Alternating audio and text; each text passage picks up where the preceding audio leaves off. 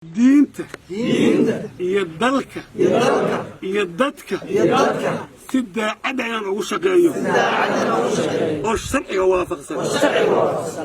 kulan ay isugu yimaadeen saraakiisha ciidamada qalabka sida ee ku sugan degmada Garbaharey ee xarunta gobolka Gedo ayaa lagu qabtay taliska guutada 10aad ee Garbaharey.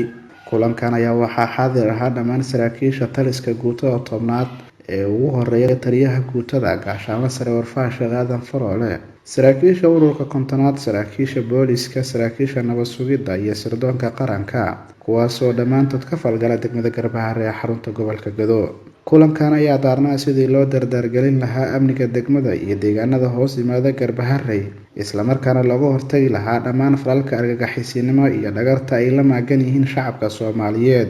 maleeshiyaadka gobolkoodu dhacay argagixisada Al-Shabaab. taliyaha guutada 10aad iyo dhammaan saraakiishii ku sugnayd halka uu shirka ka socday ayaa sidoo kale isla soo qaaday sidii gurmad loogu fidin lahaa dadka ku tabaalaysan miyiga fog ee baadiyaha oonka iyo gaajadana ugu dhammaanayo, kuwaas oo abaarta ka jirta dalka ay ka dhamaysay xoolihii ay lahaayeen.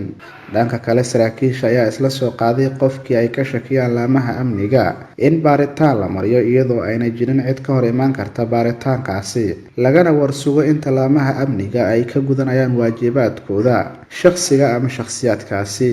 ugu dambeynna waxaa isdhaarsaday saraakiisha iyo ciidamada qalabka sida ee ku sugan Garbaharey, iyagoona isku dhaarsaday inay qarankooda, diinta iyo dadkuba ugu adeegi doonaan si hagar la'aaneed, iskuna dardaarmo in la ilaaliyo xuquuqda qof waliba oo shacab ah aan lagu xadgudbin. waxa igu billaahi ah waxa igu tallaahi ah diinta iyo dalka iyo dadka si daacad ah inaan ugu shaqeeyo oo sharciga waafaqsan. waxa iga wallaahi ah waxa igu billaahi ah waxa igu tallaahi ah sirta dalka iyo dadka iyo qaranka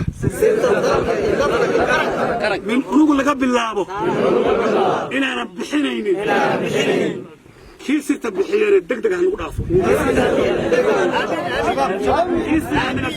degdeg ah loo qabto. wabilaahi tawfiiq.